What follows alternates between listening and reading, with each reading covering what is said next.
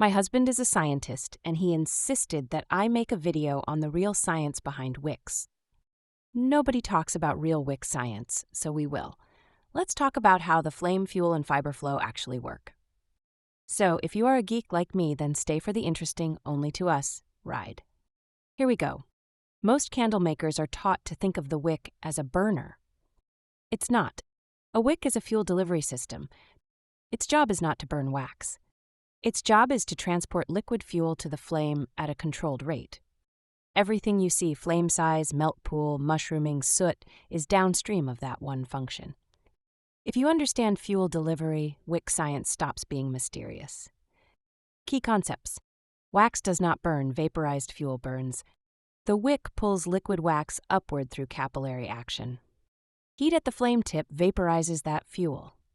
Flame size equals fuel delivery rate, not wick diameter alone. This is a common myth. Bigger wick means a hotter flame. What's really happening is a bigger wick doesn't magically burn hotter, it just delivers more fuel.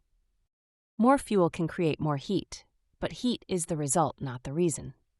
Another way candle makers share this myth is just wick up and the flame will burn hotter. In reality, you're not turning up the heat, you're feeding the flame more fuel. The heat comes after, not before.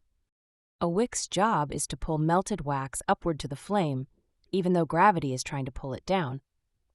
That pulling power isn't random. It's controlled by a few very specific things. The type of fiber the wick is made from, how tightly or loosely it's braided, the tiny internal channels inside the wick that carry wax upward, and even the surface tension of the wax itself. When a wick pulls too much fuel, the flame can't keep up. You'll see mushrooming, soot, or an unstable flame. When it pulls too little, the flame struggles. Weak burn, tunneling, or drowning. So when we test wicks, we're not testing hotter or cooler. We're testing for balance. That sweet spot where the wick feeds the flame just enough fuel to stay clean and stable. A candle flame actually has different zones, and once you know this, you can read what's going on. That little blue base at the bottom? That's where combustion is clean and efficient. The yellow part of the flame? That's glowing carbon particles. Totally normal, but it tells you how the fuel is burning. And the flicker? Here's the important part. When a flame flickers a lot, it's not being cute. It's not dancing. It's struggling to stabilize how fuel is being delivered to the flame. And this is where wick issues show up. A really tall flame usually means the wick is feeding too much fuel. A short, weak flame means it's not getting enough. Mushrooming happens when fuel is piling up faster than the flame can burn it. Soot is a sign of incomplete combustion, fuel coming in but not burning cleanly. So here's the mindset shift I want you to make. You don't read a wick by looking at the wick. You read the wick by watching the flame. That flame is giving you feedback the entire burn. Now, what does wax have to do with all of this? Wax chemistry controls everything about how fuel moves to the flame.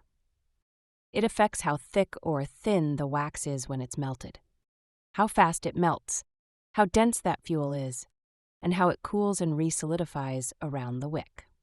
All of that matters. Softer waxes let fuel move faster. Harder waxes resist that capillary flow and slow things down. So the same exact wick can behave beautifully in one wax and completely wrong in another. This is also why copying someone else's wick size almost never works. Because you're not wicking their wax system. Here's the teaching rule I want you to remember. You're not wicking a jar.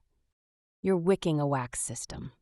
Once you start thinking this way, wick testing stops feeling random and starts making sense. A wax system is the entire environment that controls how fuel moves to the flame, not just the wax itself. When you change any one of these pieces, you change how the wick behaves.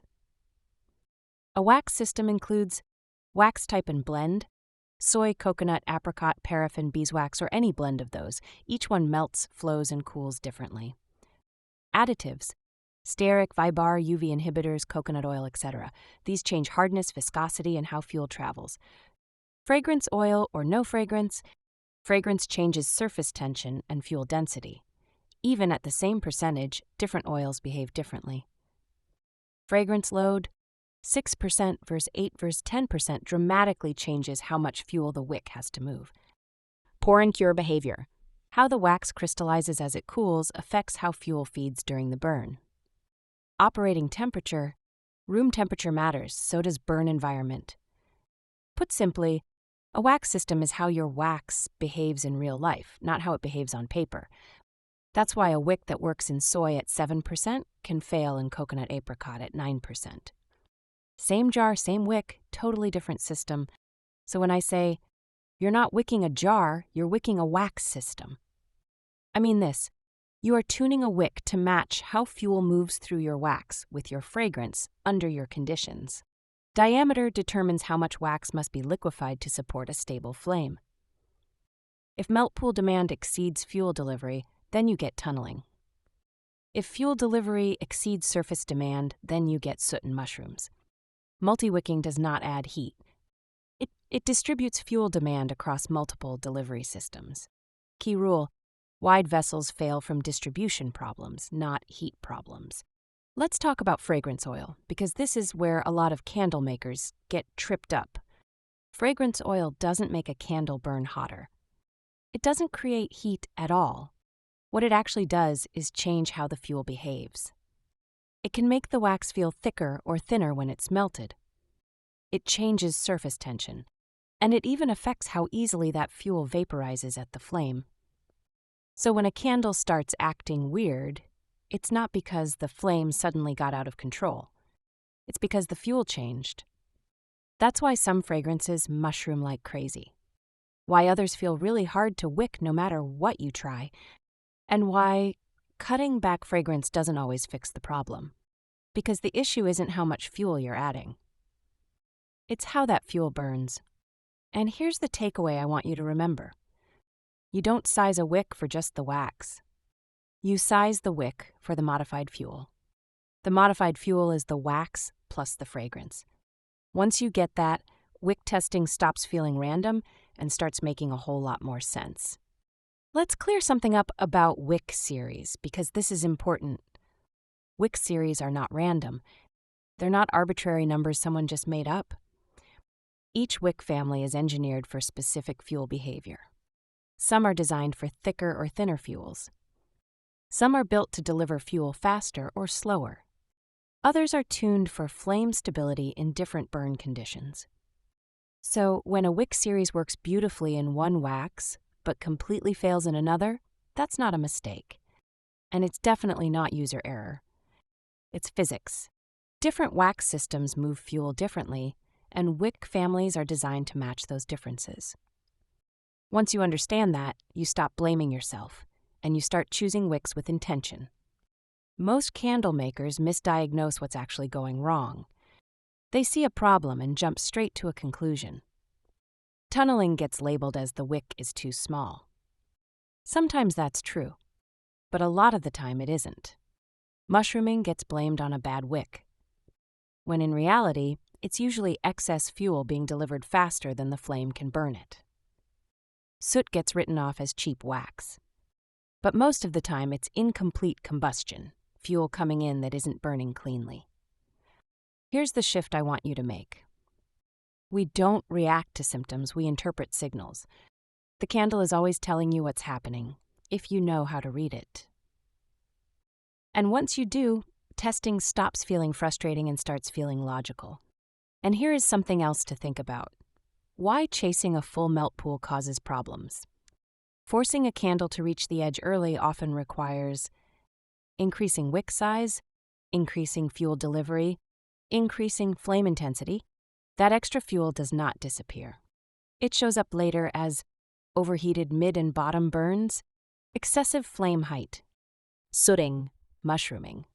Now let's talk about safety concerns. A candle that looks perfect on the first burn can fail later because it was overcorrected early. A correctly wicked container candle often burns in stages. In early burns, the melt pool stays centered. Lateral melt is slow. Flame is calm and stable. In a mid-burn, the melt pool expands outward. Heat retention improves. System becomes more efficient. In later burns, full diameter melt pool may occur naturally. Flame remains stable without adjustment. This progression is normal. A candle does not need to reach the edge immediately to be working correctly. It is important to know the difference between patience and tunneling. A delayed full melt pool is not tunneling. Tunneling occurs when the melt pool stops expanding, wax walls remain hard and unchanged, and the flame cannot support lateral melt over time. Progress is the key indicator. If the melt pool is widening across burns, the system is functioning. A correct wick supports the candle for its entire life, not just the first burn. Balance early prevents excess later. A full melt pool is optional. System stability is not. Stop asking, did it hit the edge? Start asking, is the system stable and improving? When fuel delivery, combustion, and melt demand are aligned, the candle is correctly wicked, with or without a full melt pool. Now let's consider controlled wick testing. What changes, what never changes? Wick testing only produces useful information when you understand what you are testing and what you are not. Most failed testing is not caused by the wrong wick. It is caused by too many variables changing at once. In this module, we define the variables clearly, variables that must stay constant. These elements define the container candle system. If any of these change, the test resets. Container type, container diameter, wax type and blend, fragrance oil, type and supplier, fragrance load percentage, cure time and pour temperature, ambient testing environment, burn schedule and duration. Wow, that was a lot. Now you have the science behind wick testing and behavior. Please comment if you learned anything new or have any questions. I am Kimberly Patterson, and I teach candle makers how to turn plain vessels into art using sublimation and engraving. See you next time on The Candle Artist Way.